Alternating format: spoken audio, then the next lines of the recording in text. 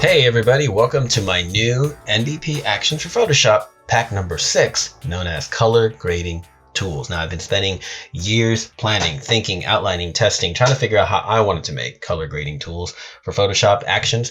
And over time, I've been, remaking and testing again and putting it to bed and processing it in my head and trying to figure out ways to make something actually useful and hopefully inspiring.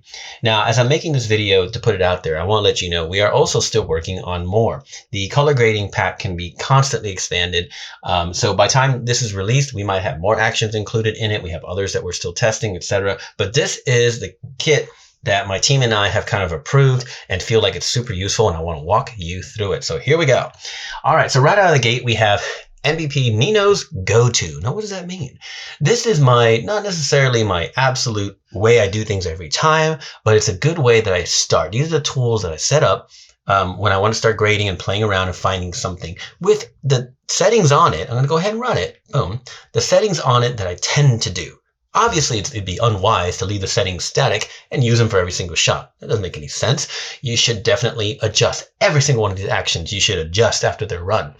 Okay, but this gives you an idea. I have, darken reds, creative toning, tone tweaks, final contrast adjustment, and some compressors. All this is pretty common if you're familiar with my other actions, but I encourage you to play with all of these and see what it is that I do to kind of pick my brain of what kind of setups I normally do and then play with them, right? So that's called Nino's most common, right? And then I have another one here called Nino's go-to step by step. If you run that, it'll run a bunch of stops or pop-up windows while it runs, telling you what's going to happen and why, and encouraging you to change this and change that to get an idea of what's in my head. Not because I want you to do exactly what I do. If it works for you, awesome. But if you can learn something from it, and start somewhere and go, oh, okay, this is how, Nino does what he does most of the time, whatever most means. I'm not saying 90%, but a lot of the times, that's what those are for. Now, right out of the gate, I have something also called Nino's Channel Mixer Control. Let's run that. It's got some default settings on it. Now, the channel mixer I want to include because a lot of people see it as baffling. They start sliding these sliders around, they go to the Rgb, and things get crazy. And the effects is really, really strong. It's not obvious what the point of it is or how to leverage it. And I've heard that a lot. So I've set it up differently with a different blending mode and whatnot to make it more practical. So if I were to go to green and choose less or more green, it's very obvious what happens, right? I could pull green out of it, pull green into it, add red to the green channel if I want, reds, etc. If you really want to see what's going on, go to your channels palette and you can kind of watch what's happening on these as you're messing with it, and you can see how they're changing brighter and darker. So if I take reds down, you see how that gets darker up there. I take it up. You can start to get an idea of it, but the way I've set it up with a different blending mode makes Channel Mixer much more useful and into a creative tool. So you can just slide these around ever so slightly to get different looks. Look at that beautiful sort of overexposed warm tone with a little bit of purple shadows. It's beautiful, right? Very, very simple. I encourage you to play with that. Next, we have Nino's low and high grade control. So let's run that. What that does is it sets up two different selective color adjustment layers. One set up with blend if to just mostly focus on the shadows, and the opposite is true with the other one, mostly to focus on the highlights. This allows you to have the flexibility of anything you want to use on selective color, not just whites, neutrals, and blacks, any one of these settings, and it only keeps it on the shadows. And then on this one, naturally, you can play around and only favors the highlights. The reason why I do things like this is almost to trick my brain. Let me see what happens if I play with a tool I know limited to a certain range. That gets me creative. That makes me use the tool differently. And it kind of gets me out of a creative rut if I feel I'm in one, right? So that's why I'm limiting to that. Yeah, you can go to whites, neutrals, and blacks automatically on these, so just one, but with blend if, you can really dial it into exactly the range you want in case, the presets on selective color, what it calls shadows, highlights, and mids are one thing, but here you can dial in exactly like you want and keep getting the exact look you want. See that? It's a way to foster creativity and to challenge you. Just another tool. Color is color, but this is just another tool to give you an idea of playing around with complementary colors and whatnot. We have some great tools that are also good for random exploration, which we'll talk about in a minute. Now, this one, Nino's Color Luminosity Curves Control. It sets up a lot of layers. The first thing out of the gate is, guys, you're not expected to use them all, okay? But what it does, if you hold down Alter Option, you can look at the mask. It sets a mask up on a curves layer, showing just the shadows, masking out just the shadows, just the mids, and just the highlights. It does make these assumptions for you, but again, it's for creativity. It also masks out the reds, and then it masks out the yellows and the green and the cyans, which you can barely see on this shot, and the blues and the magentas.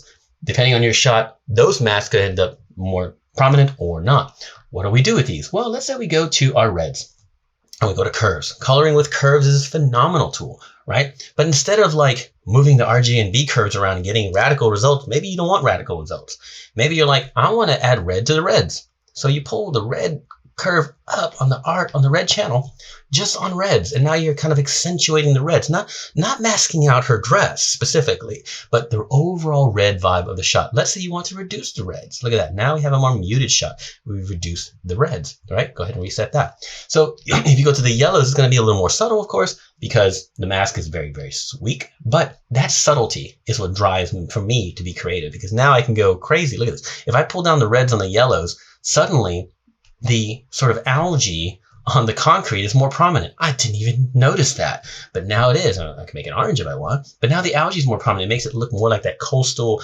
abandoned alleyway, which is what it is, right?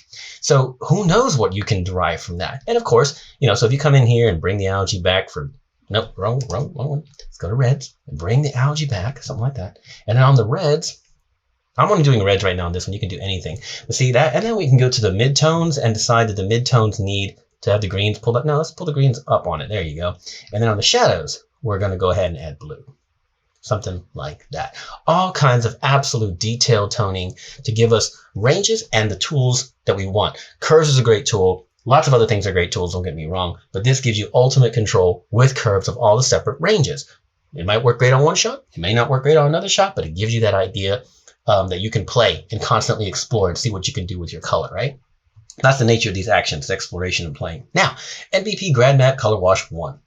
If you follow my work at all, you'll know that I use gradient maps often with blending modes. Soft light's my most common one with the reduced opacity. So as you can see, this one takes on the essence of the color wash of this gradient, which I really like. I encourage you to click the gradient editor and edit this as needed. You'll see as you move these stops around, the feel changes, etc. Absolutely change the opacity if you need to. Try different blending modes, play with it. But I've got 5 quick presets, so you can choose one. These are oops, wrong button, excuse me. I have 5 quick presets. Here's Color Wash 2 of just some tonalities that I tend to play with a lot, right? So it's a good way to get you started, and then I encourage you to play. So let's just get a quick preview of them. There's 3, and there's 4. A little more strong on the reds, and here's 5, which has nice blue shadows to it, as you can see, off and on. Just more color exploration to get you started, to incite some idea in your head. Now, I accidentally clicked one earlier, but let's take a look at the color curves color mood 1 through 10. So again, coloring with curves is really cool, very powerful, beautiful, smooth results, but it's a little bit esoteric for some people. So I have 10 of these to show you different ways that I go about coloring, so you can play and hopefully learn how they work. Okay, your copy of the actions will have more instructional things on it, but I've included several of these that I tend to do that I thought looked nice across a series of images, so you can play. So let's look at number 2. As you can see, the Rgb curves are all sorts of different changes, and I encourage you again to play and move those around. Maybe you can get a better idea. Curves 3. These are not just arbitrary. As you can see, they're very subtle and they're nuanced, and I did them with purpose, right? And on this shot of Fray and Galveston, there's all kinds of textures and luminosities to play with, so color really works well. So again, there's 5 to kind of get a look at that, and there's a bunch. I mean, there's 9, and there's 8. It's just ways to get you excited to think about, oh, here's a new color. You can also layer them. You can come 3 and 8, and now you have 2, and then you can change the opacity to taste until you get them exactly like you want. Something like this. Look at that. We created some color vibe right there. Who knows? See, I'm going to take a pause for a minute. When I teach color grading and color philosophy to my private students, I rarely tell them this is how you should color. There's no way to tell you how to color. There's tools, and then there's what you see in your mind's eye. What motivates you? What inspires you? These tools hopefully will give you that inspiration. You try different things out. We haven't even gotten to the random ones yet, but to give you an idea of what works. If you click one of these and it just looks amazing to you, awesome. But I always encourage you to test and play. Now, curves, color, shadow, setup. When you hit that, the image doesn't change at all. But what it's done, it's set up curves. And all of these are normal blending mode because we're doing color, excuse me. But it has set up, didn't mean to run too, it is set up for just the shadows with blend diff, allowing us to make radical changes to the colors, but only in the shadows. See that? It's very subtle, but it comes across a little bit more pleasing than as if you didn't have blend diff running just to work on the shadows. And if you still like that look, but you think it's too strong, you can take it away from the highlights, away from the higher end of the image. And now It's just a quick way to think, oh, I want to do some curves toning on the shadows. Oh, you do? Okay, well, that's easy enough. Bam, set that up, and then start playing with the tones and to mess with the shadows, right? You can always do that. Great setup. I do that quite often, so I decided to make it into an action. Now, gradient map intense grade. These are a little bit stronger. There are more prominent colors, and they use a different blending mode to give you an idea of how they work. They also utilize the fill option on the blending mode of hard mix as opposed to opacity, which is slightly different flavor. You can play around with that. Of course, always change the actual gradient map if you want, or whatever you need to do, but these get you started.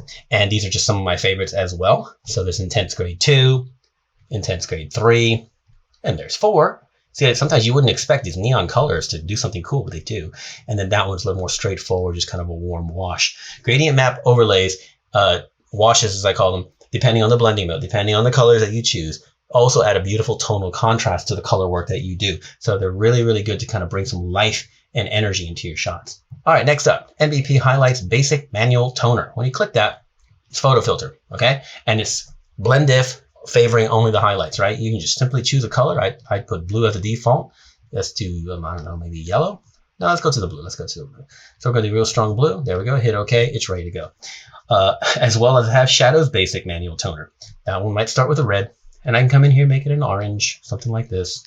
There we go. And it's blend diff as well to favor the shadows. So that lets me, at a click, just decide I'm going to put the shadows below it, just to choose a different color and get a different vibe. There's a green. And now let's do a yellow. No, let's do a red. Why not? There we go. See, we're just changing. We're just having quick toners. These are good mostly for correction. They're good for creativity, but they're great for correction. One way to do it, which is why I chose blue, is the Highlights Manual Toner. You have this blue one. Photo filter is so beautiful for that, only on the highlights. Then you can just set the opacity to just right to where you neutralize the highlights. There's a very warm shot, right? So now I went from this to this, very subtle, but I've neutralized my highlights a little bit. It doesn't even look blue. So it can be used for correction as well, which is frankly what I use it mostly for. Now we have Color Stack 1. This is a three tried and true adjustment layers that I think are very, very good, especially when you're concerned about skin tone. So I use a hue and saturation 1 first, generally speaking, to darken my reds, etc.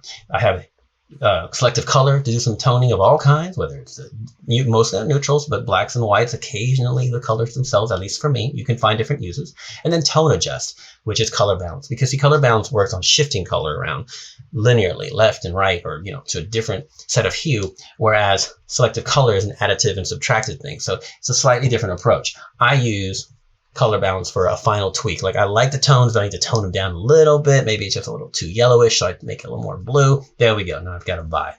It's a great color stack. The number 2 is just a secondary version of it. It's just slightly different tonalities with the same stack. Here again to kind of see where my thinking is at. And of course, I welcome you to modify this stack and add anything you want to it. But these are just some thoughts that I usually do when I approach a shot. A lot of this stuff, I encourage you to open up this action set when you're like, I'm not 100% sure what I want. Let me explore and see where jostles my mind going, right? That's what this is for. That's what this is for, because you can always bust out any adjustment layer and do all the color grading you think you want in your mind's eye. But this is to hopefully feed some creativity and some inspiration for you. Now, real quick, also some useful correction ones. Cool off, high to low. That does what I just showed you a minute ago and immediately just cools off the highlights. It doesn't ask you for a lot of details. It's just using blend diff. There we go, cool off the highlights. Change the opacity as needed. And then we have cool off low to high, which is the opposite, as you can see. Using photo filter for me is like a corrective kind of thing, because photo filter is very subtle. It's not a heavy way to grade. You can certainly ramp it up to be that, but it's more of a beautiful, subtle way to grade. So I love that. These can also be used, after you've done the other actions I have, the skin actions, the general editing actions and cleanup actions. You do all of that, flatten a new layer, and then start color grading. I mean, you can just keep rolling for efficiency. Now, the same thing with warm up, which just uses a nice warming filter for the highlights, as you can see. And of course, one for the shadows as well. These are, again, considered corrective filters in my mind to just kind of tone some things up. NBP Zero Blues is a very specific thing. It literally sets up a hue and saturation layer to take everything near cyans or blues and obliterate them to 0. Okay, so it's not just going to cyans and blues, but it increases the range as well. This is a common look you see a lot. This image doesn't have a whole lot of blue, but there it is off, and there it is on, off, on.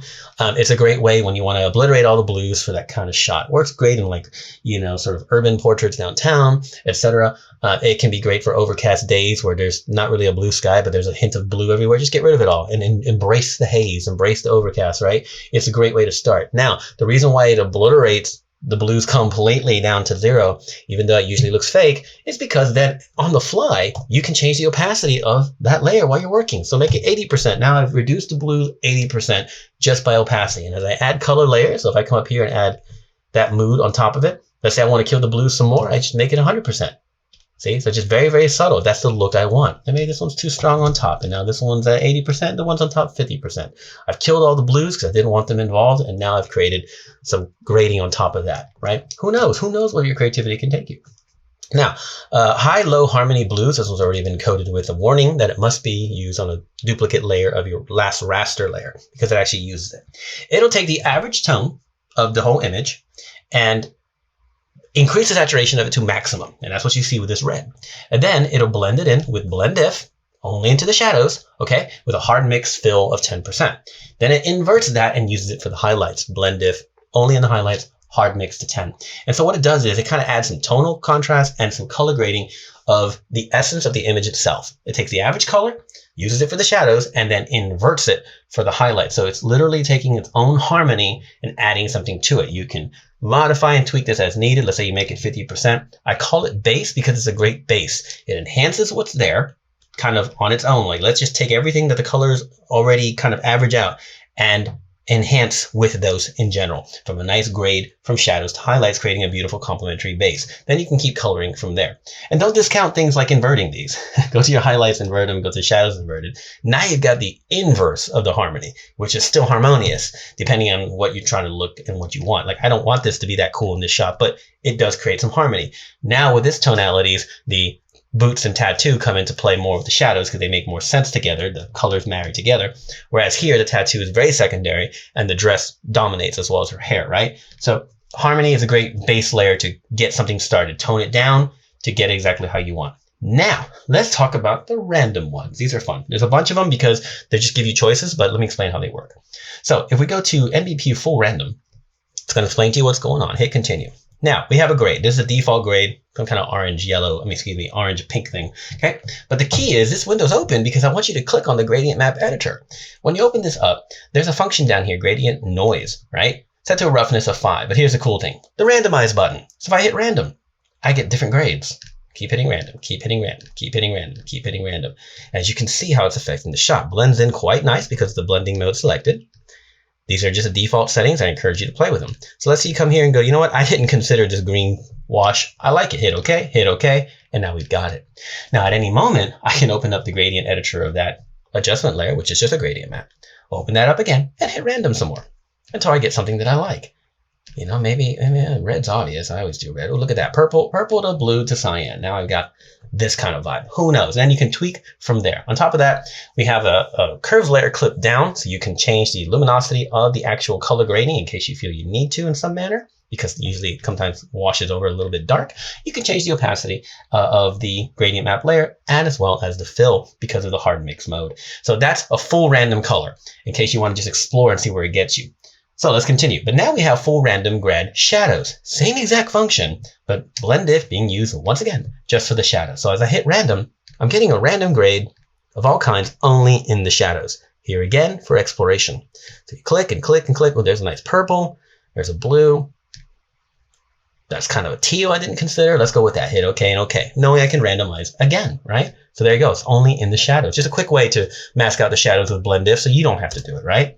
All right, next up we have full random grad shadows and highlights. You run that and it gives you two default settings, but one is blend if again for the shadows. So you can randomize that to get a look that you like. Let's try this purple one. And then we go to the highlights and we randomize that. And we find something that we think looks cool. You never know. I mean, you can click 100 times until you go, whoa, that's the shot. That's what I need. Or go, well, that's a start. Now let me continue, right? It can at least get you. Look at that one. It shows all black, so there's absolutely no change on that. Let's continue. Ooh, yellow. Look at that. Bam, strong. And of course, I encourage you strongly, these come out at 75% opacity, 20% fill. I encourage you to change those opacities to get the subtle looks that you want or the intense looks that you want. And you can always come back in, here's the highlights, randomize, and get a whole new look. And when you're happy, you have a folder with just 2 adjustment layers, which you can drag and drop into other shots of the same set, right? So you can do this all day long and make all kinds of creative options. Now, full random grad extreme. This one's fun because it just takes the random function and makes it maximum. So as you hit random, you get pretty intense results. They're not, masked out with blend diff or anything like that. It's just a way to see what's possible in the world of color grading on your shot. So it's really extreme, but it's cool. And you never know what you can find that'll give you the inspiration. So there it is. I like that. It's a little dark. Go to adjustment layer above it, brighten it up a bit. And now I've got this cool sort of bleach bypass grade thing looking, I don't know. It's cool. It's fun. Maybe it's something that I like. Maybe I changed the opacity to 60%. And now I've gotten a start. See how fast that was? Even with talking to you, it took seconds. Now, underneath, as you can see, they're color-coded. We have the same thing. But this one focuses on just blues, reds, greens, yellows, pinks, and oranges. So let's try the blue one first. We hit it, same exact thing, click on the gradient, open it, but now you're limited to just blue tones. So now the whole shot will just give you variations on blue. Subtle, heavy, very muted, very dark, very light, but you get nothing but blues. And then you can always open that up and change it again. Reds. Reds is the same thing, but I'm going to show you the shadow option because I love doing that, as you can see. Now I can choose all kinds of shadow red options. Just hit random until something catches my eye. Sometimes something will catch your eye that you don't expect. Like this one's just gray. It's basically gray, and it adds a nice contrast to the shadows. Maybe I like that. That's what's cool. You can stumble across it. And as you can imagine, the rest work the same way, just automatically by default in the different tonal ranges so you can play. The shot is so warm that my green washes are just muting it repeatedly. I don't see a strong green. They're mostly just counteracting the warmth. That could be useful too, because maybe you didn't consider counteracting the warmth, right? So play with all of those, and you can also do them in the shadows, right? Very, very obvious. And of course, let's just do another one. Pinks in the shadows. There we go. And we can play until we find something that we think is inspiring to us for now. You can always continue to change these things, right? Now, the last one we have is random contrast, using the same function, but this time restricted to no colors, just grays. And because of this, it creates a different sort of contrast sweep. And you just hit random until you find a contrast sweep that maybe you didn't consider.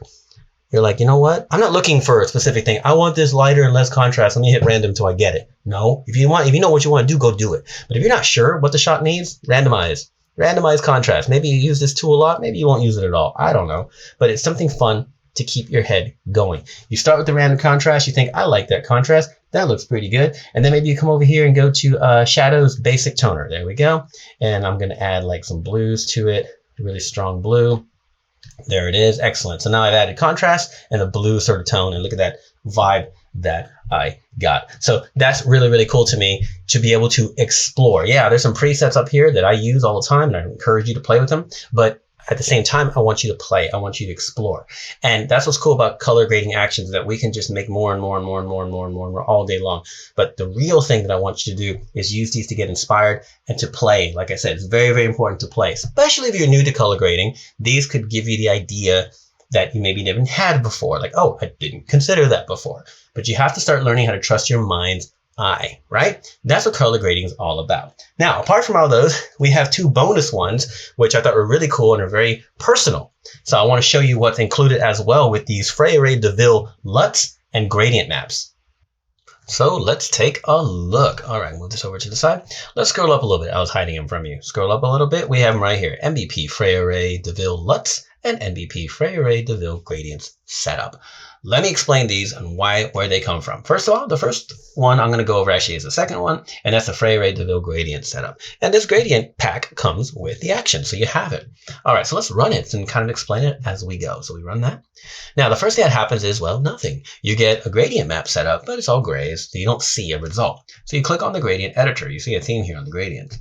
Now, in here, with the pack already installed, which we have a video to show you how to do that, with the pack already installed, you open it up and you have all these Fray color grades. And these gradients were created directly from shots that Fray and I have done, that I have been edited and color graded. They're pulled directly from those palettes, right? So I use the final edit and I create these palettes from it. So as you start clicking, you start getting the essence of these color grades onto your shot. Observe. Boom. See that? Move this over. This and that and this, and you can keep playing and you can modify these as you need to, etc. You can say, you know, I like this one right here, but it started a little bit dark, so I'm going to move this over, make it a little bit lighter. Cool, I like that vibe. And maybe this one has a little blue tone in it, which is kind of cool, etc. Hit OK, hit OK. And of course, you have your luminosity adjuster, which is very common for me, as you know, in case you need to modify the luminosity of that gradient. So very, very straightforward on that. And you can always just come back in here on the gradient editor and choose another one. Now you might have your own gradient set up, and you can definitely use them with this action if you want. You might have your own custom set. Maybe you purchased some, maybe you made a bunch of them. I don't know. You're welcome to do whatever, but these are directly taken from my shots with Fray. So that's where the inspiration comes from. I think it's kind of neat because I'm kind of sharing that with you, which is a lot of fun. I encourage you to play with these. You never know what kind of vibe you'll get. When you choose it, you can change it from soft light to overlay. You can try other blending modes. Definitely change the opacity to get the exact look that you like. Modify things, but get started with the inspiration of the work that Fray and I do, which I think is really, really fun. But let's take it to another level. Now we have Fray DeVille Luts, okay? What is a LUT? If you don't know, well, a LUT is a lookup table, which is essentially a set of instructions that you can use to apply color grading and other things too. Luminosity changes, contrast, exposure, things like that, all in one sort of file, right? And LUTs can be used in Photoshop. LUTs can be used in video applications like Premiere Pro and, you know, Final Cut and things of that nature and all kinds of things. So LUTs can be applied to a lot. If you're familiar with LUTs, awesome. If you're not, what you need to know is that when you run this one, the first thing that happens is it creates a color lookup adjustment layer, which maybe you've played with and thought, what the heck is this? Because then you open it up and you see all these technical things and you're like, what is all this? You know, there's all kinds of pull downs, data order, table order. What is this? All right. The main thing you need to worry about is a 3D LUT file pull down menu. If you haven't changed anything on your LUTs before, then you'll have the default Photoshop content in there. I have deleted mine because I don't really use it, and I've replaced it with the LUTs that I provide for you in this action pack, right? So these LUTs are different. For example, see, this one's called Fray Alleyway Galveston, which is interesting because that's exactly what this shot is. Where did I get this color grade from? Let me show you. This is the original master file that I edited. As you can see, it is 95% accurate to the LUT. Why? Because the LUT was created from my color work layers. Let's turn them off and let's turn them on. When I did this edit and all the other ones that the LUTs are created from, I did not set out to make LUTs. This is stuff I've been doing for the last few months. I create the color that I think the shot needs and I'm happy with it. But luckily I save my layered PSD files. I do for the vast majority of my sets. As an educator, content creator, speaker, it's very important that I have these. So I've saved them all. So I went back in one by one and selected the best shots that I felt had grading that I was really pleased with and very happy with. And I created LUTs from Photoshop, which is possible, exactly from the working layers that I have. So this isn't just an approximation of the color grading for the shot. It is the exact color grading of the shot. Now, obviously, you won't have the shot because you didn't take this shot. But if you can take that essence of this shot and apply it to yours, who knows what you can get. For example, let's go ahead and look at the, we have some low-res versions of every shot used to create all of these LUTs, and they come with a collection for reference. Let's go take a look at those, right? Let's pop over. Here they are, the Fray LUT source images. So let's look at this one. This is the original, obviously. And then we have this one, those color layers were exported as a LUT. These color layers were exported as a LUT. So were these, so were these, so were these, etc. And you can get a vibe of what they might look like. They're going to change depending on your image, but at least you can get the inspiration. So for example, let's say we go to this one. This one's called Fray Cutoff Fire. I like that vibe. Neat. Let's go back to our shot.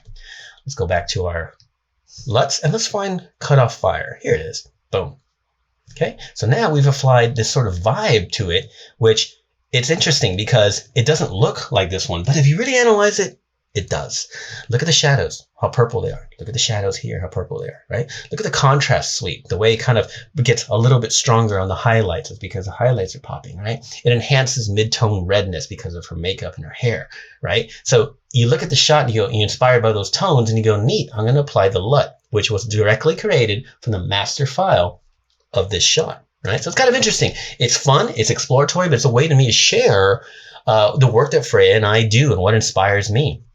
So they're all here for you to look at for reference. This one is called Maroon Studio. So let's go back to the file here, the LUTs, and change. Let's look up Maroon Studio. Where is it? Maroon Studio. There it is. As you can see, it's a subtle, more subtle vibe, but it still has the essence of that one. How about if we look up, how about Texas Forest? Look at that one. All right, so let's go back here, Photoshop, and we'll put up Texas Forest. There we go. Boom. As you can see, it's not a copy of the same tones because the original tones of the images are different, but it applies the exact same grading to give you the essence of that shot. It's a way to learn, it's a way to train your eye, and it's a way to get inspired. And LUTs are really cool, like I said, if you do video. If you find use for these in video, by all means, dump them into your video app and go crazy. But they're specifically and directly created from, here's my master, my original file, directly created from the color layers that I have. And they're either 100% accurate or 95% accurate. There's some limitations on what you can export as a LUT, but they're 95 to 100% accurate from a series of images that I have over the years with Fray. So that's, like I said, a personal way of sharing motivation and inspiration for you. There's also a pack of 10 monochrome LUTs, which are not just a black and white conversion or desaturation. They do all kinds of things. I use multiple layers to create lots of black and white looks that I'm really excited by, and then I created LUTs for them so you guys can play with those too. So if you chose this one, for example, you get that look. I know for specifically number 9 was an experimental vintage look. As you can see, this is not just, like I said, desaturation. It's 3, 4, 5, 6, 8 layers that I use to get certain looks in black and white that you can then apply immediately on a LUT. Piano red cube. See, that's pulling color in there. What is piano red cube? Let's go find out. So we come over here and we go piano red cube. Look at that. There you go. Cube, by the way, I'm mentioning that the cube file format, it's just one of the ones that are provided. If you're familiar with LUTs, then you know about 3DL, CPS, and ICC probably, and you can use whatever you need to use for your application. The cube just works really well with Photoshop, so those are the ones I put in. But all 4 that Photoshop can output are included in the Actions Pack 6, so you can play around with them. So those are 2 different ways for you to hopefully draw some inspiration and some excitement, some exploration about the work that I do specifically with Freya, because she is, of course, my artist partner and my fiance, and we do a lot of work all over the country. So I wanted to encapsulate some of that and share it with you guys. And LUTs are the most direct way to do it if you're really curious about that. But don't forget the other action, which is the gradient setup. And go ahead and install your gradients so you can play around with those and get all sorts of fun looks. So I hope that's cool for you. Again, I encourage you in all color work applications, all color work methodologies to experiment and to play and to have fun and see what you can learn and see what you can be inspired by.